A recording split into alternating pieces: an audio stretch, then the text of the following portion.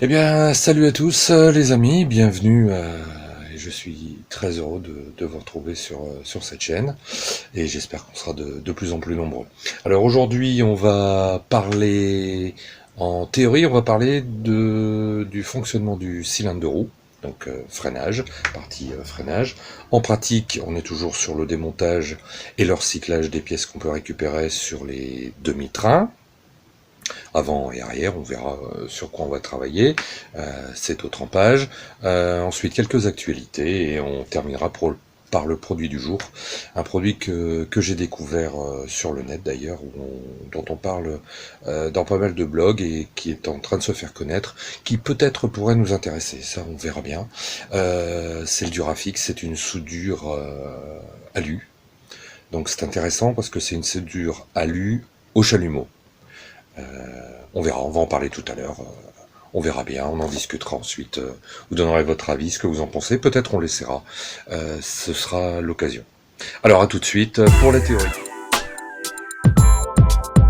Alors aujourd'hui, le sujet de notre rubrique théorie, c'est le fonctionnement du cylindre de roue.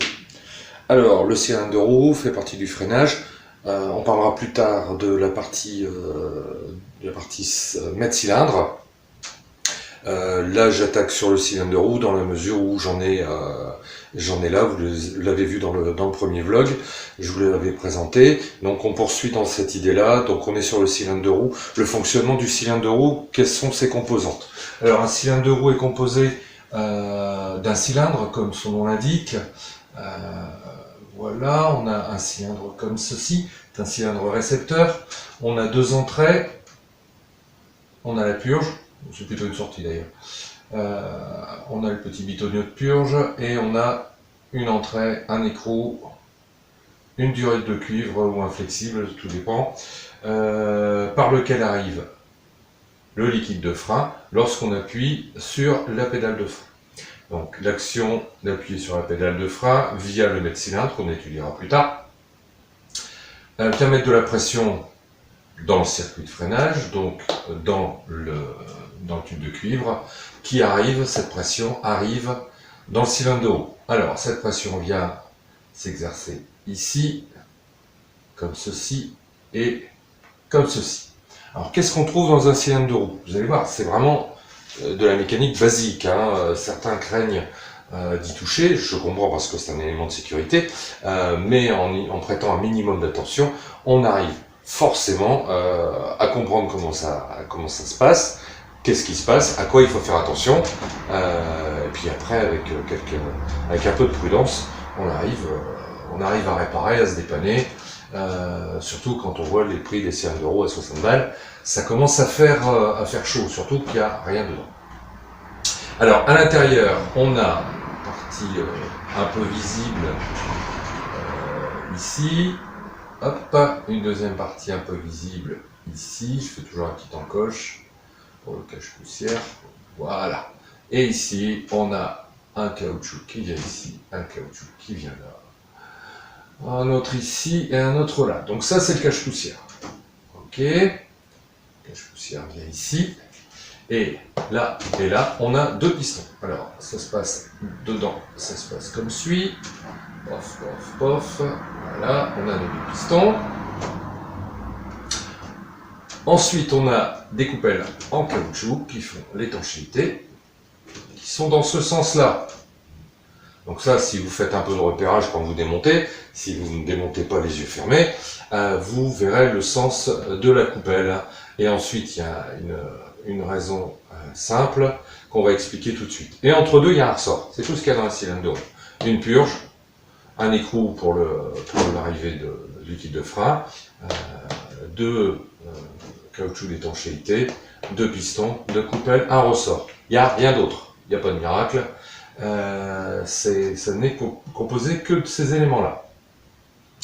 Donc, le ressort sert uniquement au maintien des coupelles contre nos pistons, ici. Et les coupelles sont dans ce sens-là, puisque comme je l'ai montré ici, vous avez le liquide de frein qui arrive sous pression ici. Donc l'intérêt, c'est d'agir en pression sur l'ensemble de la coupelle, de chaque côté, qui sert bien évidemment à sortir les deux pistons et à faire l'étanchéité de chaque côté sur la paroi du cylindre. Voilà, tout simplement. Que dire d'autre? Donc attention quand vous remontez au sens des coupelles. Donc une coupelle, de ressort, une coupelle. On remet les deux pistons, on fait les cache-poussières et votre réparation de cylindre est terminée. Pour généraliser l'action, ici on va faire une représentation, une mâchoire de frein, la deuxième mâchoire de frein ici, voilà. Et ici, on a également un crochet, un ressort. On va faire comme ça, toujours la même chose. Voilà, et voilà. Ce qui fait que lorsque l'on appuie sur la pédale de frein, l'action est transformée en mise en pression par le maître cylindre. La mise en pression arrive ici, la pression est traduite par une poussée de chacun des deux pistons, donc on sépare les deux segments, on sépare les deux garnitures de frein contre le tambour étant ici. Et là, ce qui actionne donc le freinage. Quand on relâche, qu'est-ce qui se passe? Le ressort qui est ici rappelle les deux mâchoires de frein qui ne frottent plus sur l'ensemble, pour que les deux garnitures, plus exactement, ne frottent plus sur l'ensemble du tambour. Voilà, schématiquement, représenter un cylindre de roue et le fonctionnement du cylindre de roue. Alors n'hésitez pas, si ces parties théoriques vous intéressent, on peut aborder tous les sujets que vous voulez, n'hésitez pas à demander. Tout ce qui est en ma capacité de réponse, je l'apporterai, il n'y a aucun souci. Voilà, cette fois-ci c'était le cylindre de roue, la prochaine fois ça pourrait être, je sais pas, on va essayer d'être un peu cohérent, ça sera peut-être le maître cylindre. Je vous montrerai les éléments constitutifs et comment ils fonctionnent dans le circuit de freinage, et puis on peut voir plein de choses comme ça, roulement aiguille, roulement conique, parce qu'on va rencontrer dans les demi-trains, enfin je sais pas, les sujets sont tellement vastes et on commence, donc je pense qu'on peut y aller. Donc si il y a 10 personnes qui disent ouais l'explication du fonctionnement du maître cylindre ça nous intéresse, bon on commencera par celui-là plutôt qu'un autre. On a commencé par quelque chose et puis après on essaiera d'établir une logique par rapport à la demande. On se retrouve tout de suite pour la suite. Allez, c'est parti. Dans la rubrique pratique et technique, on va voir le démontage et le recyclage de pièces de demi-train. Donc là on est sur un demi-train avant, première génération, on en a parlé déjà la dernière fois dans le premier épisode, dans le premier vlog. On est sur des supports en acier, non pas embouti mais en acier forgé. Et on va faire le démontage. Qui dit démontage dit nettoyage, brossage. En fait la partie caca, hein, j'ai remis les gants, gratouillage, brossage, démontage. Enfin, on va essayer, on va lutter un peu contre la rouille. Ça fait une semaine que l'ensemble est dans du gasoil, de l'essence, un peu de nettoyant moteur. Donc maintenant, je pense qu'on peut commencer à gratouiller, les choses vont venir assez facilement. Et ensuite, on fera de la lutte contre la rouille pour essayer de démonter tous les boulons, tous les écrous qui sont encore, pour qu'on puisse avoir les pièces comme je vous ai montré la dernière fois.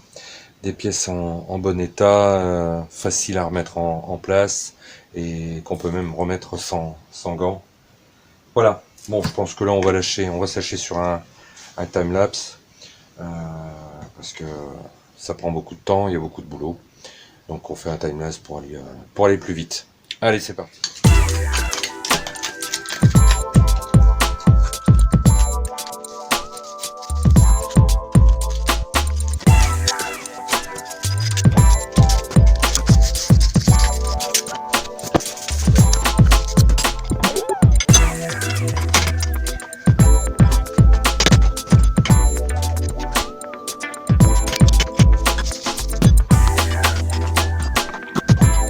Alors, je ne sais pas si vous avez eu l'occasion de l'observer sur le timelapse, parce que ça va relativement vite, mais j'étais en train de me bagarrer avec un boulon.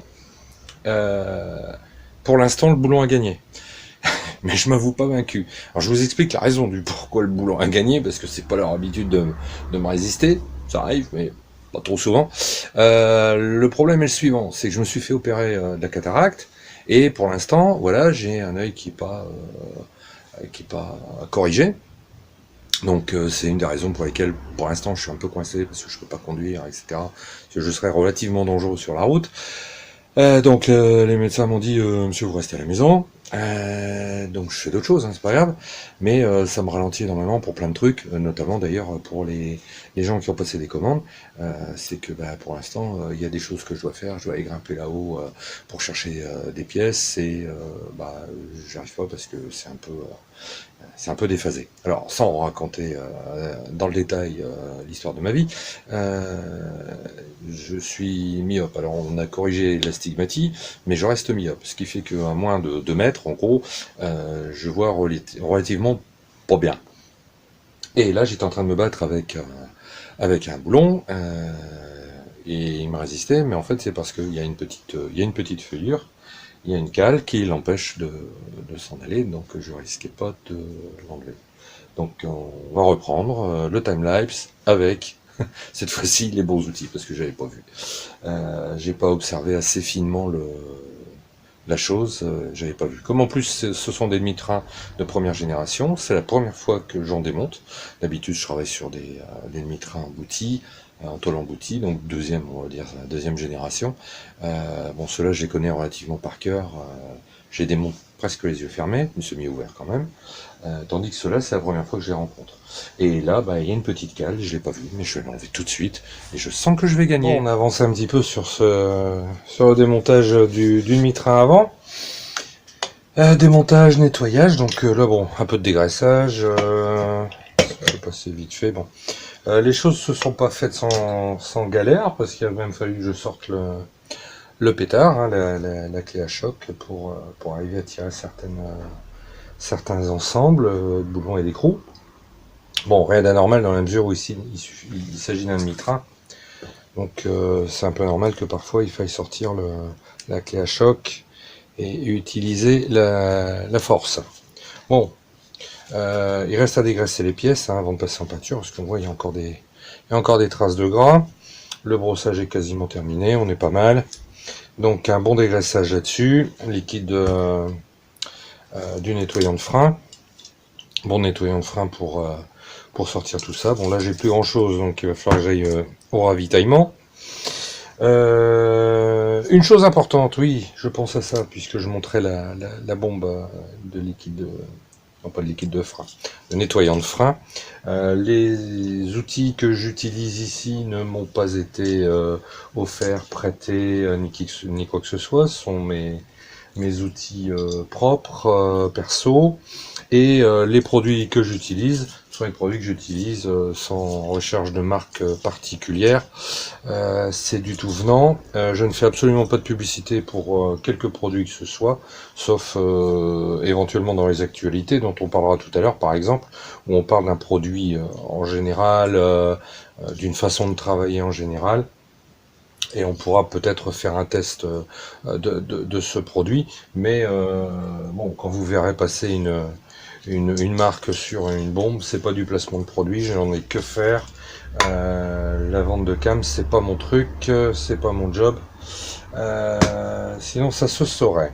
Et je ne touche rien de personne, de qui que ce soit. Si un jour ça arrivait, bien évidemment je le préciserai, mais à mon avis, c'est pas demain la veille, parce que j'ai une légère tendance à dire un peu trop ce que je pense, et en général, ce que je pense ne plaît pas.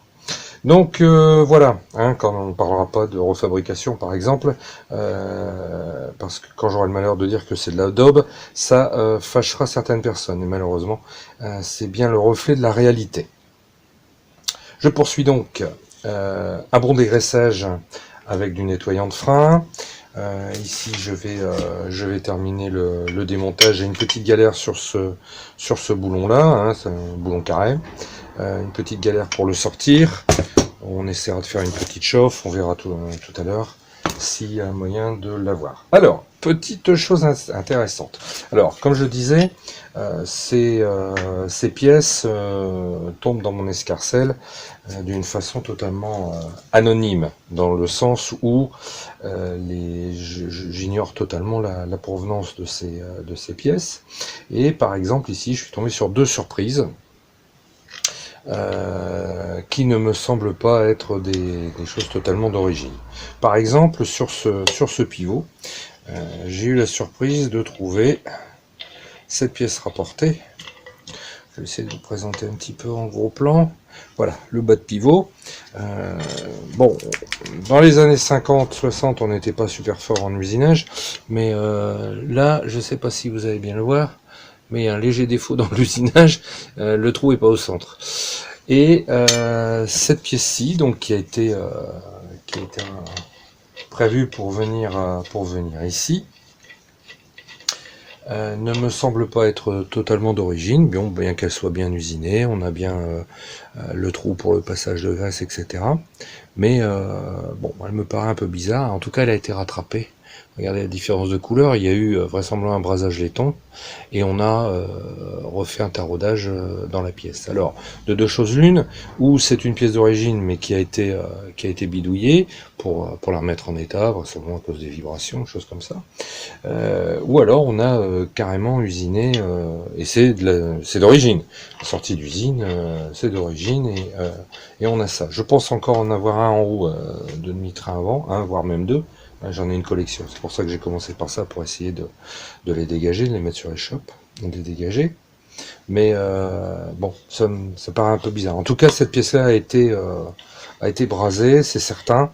Donc il est évident que ça, c'est pas le genre de pièce que je vais mettre sur le shop. Pour moi, elle passe pas le contrôle qualité, comme on peut dire.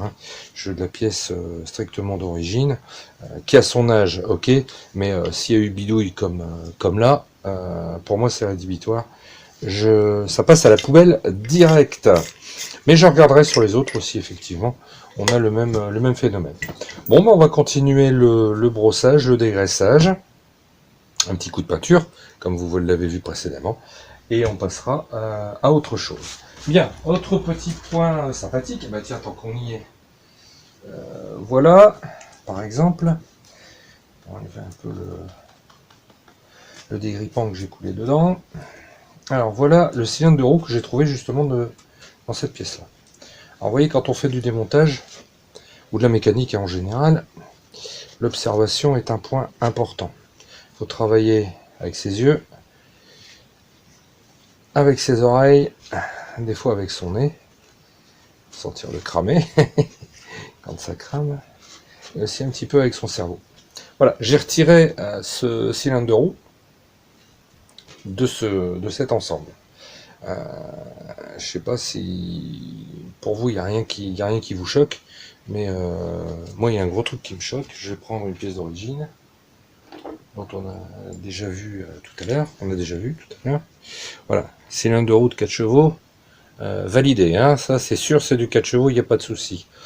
Et voilà la différence de longueur. Comme un petit souci. Donc je pense que le diamètre doit être à peu près similaire. Ça doit être bon. Il y a une énorme différence en termes de longueur. Alors, ça confirme un peu ma pensée que cet ensemble-là a été bricolé, bidouillé, parce que là, on a deux pièces qui me posent questionnement sur le même pivot. Je ne sens pas trop l'affaire, donc je vais faire un peu de métrologie, vérifier que tout aille bien, faire un comparatif avec d'autres pièces similaires, mais là, bon, ça c'est clair, ça va à la poubelle parce que c'est absolument pas, voilà, c'est absolument pas du 4 chevaux. Et là, bon, je lui laisse le bénéfice du doute, mais je vais vérifier. Voilà, je pense qu'on en a terminé pour aujourd'hui. Il nous reste à passer à l'actu. On voit ça tout de suite après. Dans les actus, de quoi parle-t-on aujourd'hui? De Durafix. Alors, Durafix, c'est un produit que j'ai découvert, j'en ai entendu parler il y a quelques temps, et je ne m'y étais pas intéressé plus que ça, parce qu'on ne peut pas s'intéresser à tout dans la vie. Mais par contre, là, au cours de différentes divagations sur le net, je suis tombé plusieurs fois sur des youtubeurs qui parlaient de ce produit Durafix. Alors Durafix, par le principe, c'est quoi? C'est une soudure aluminium au chalumeau, basse température. Donc c'est quelque chose d'intéressant en plusieurs titres. Déjà pour le principe de la basse température, puisqu'on n'est pas obligé d'utiliser de chalumeau oxyacétylène, parce que c'est pas à la portée de tout le monde. Et ensuite, c'est le principe du chalumeau, parce que jusqu'à maintenant, la seule chose que je connaissais, je le reconnais bien humblement, c'est le TIG, l'utilisation du TIG, donc un arc qui fait chauffer une baguette, et puis on soude l'aluminium. Bon. Donc ça, c'est la première chose qui m'avait un peu interpellé, parce qu'à un moment donné, j'étais en recherche pour remplacer mon MIG. Je m'étais dit, bah tiens, j'investirais bien dans un TIG, avec gaz, tout machin. Bon, c'est quand même un gros investissement, et je pense que je serais mort et enterré, et on ne l'aura toujours pas rentabilisé, donc c'est intéressant à plusieurs titres, puisque le principe de la basse température ne fait pas appel à un outillage spécifique. Mais maintenant, jusqu'où on peut aller? Bon, alors j'ai regardé, j'ai cherché du coup sur d'autres chaînes quelles pourraient être les applications de cette soudure. Ça a l'air super intéressant parce que ça va assez loin. J'ai vu sur une autre publicité un produit similaire. On n'est pas sur le Durafix pur et dur, c'est un autre produit, mais similaire, c'est de la soudure alu. J'ai vu des rebouchages de cric sur des culasses, sur la boîte de vitesse. Donc c'est des choses qui pourraient vraisemblablement nous intéresser. Je vois pas tout de suite les applications possibles. Bon, j'avais pensé à la sortie de pipe à eau qu'on peut recharger, reformer ensuite. Ça me semble assez intéressant, c'est possible. J'ai pensé éventuellement à la pompe à eau. Quand on a une pompe à eau qui est légèrement fondue ou qui a une crique ou un défaut, on peut recharger, limer, meuler, et puis c'est un produit qu'on peut travailler. En fait, c'est l'alu, on a fondu l'alu et on a rebouché les trous. Enfin, je vous invite à aller voir des youtubeurs sur certaines chaînes. Moi, ça me paraît être un produit intéressant. Bon, il y a sûrement d'autres applications qui ne me viennent pas en tête, j'ai réfléchi un peu. Bon, maintenant, j'ai regardé sur certains sites marchands. Bon, ça me semble pas très cher. Pour 30 balles, on a une dizaine de baguettes. Donc je pense que le jeu peut en valoir la chandelle. Je vous en parle, vous n'hésitez pas à mettre des commentaires. Et comme j'avais dit tantôt, si on voit que ça peut générer un certain intérêt, qu'on peut faire certaines pièces, que vous m'apportez des idées, je peux envisager d'acheter et puis de faire des essais et de vous les montrer. Et puis on peut développer l'application. Donc cherchez sur ce nom-là, sachant qu'il y a d'autres produits, d'autres marques. Et encore une fois, je suis lié avec personne. C'est juste une idée qui m'est venue pour pouvoir se prémunir, enfin pouvoir se dispenser du TIG et pouvoir travailler de l'aluminium. Moi, ça me paraît intéressant. Maintenant, à vous de me dire. Ok, bien, je vous remercie de m'avoir suivi pour ce deuxième volet du vlog. N'hésitez pas à partager, liker pour essayer de commencer à faire vivre le truc. On a plein de choses intéressantes encore à voir. Donc je vous donne rendez-vous à très bientôt. Et mettez des commentaires. Je vous souhaite une très bonne journée. Salut.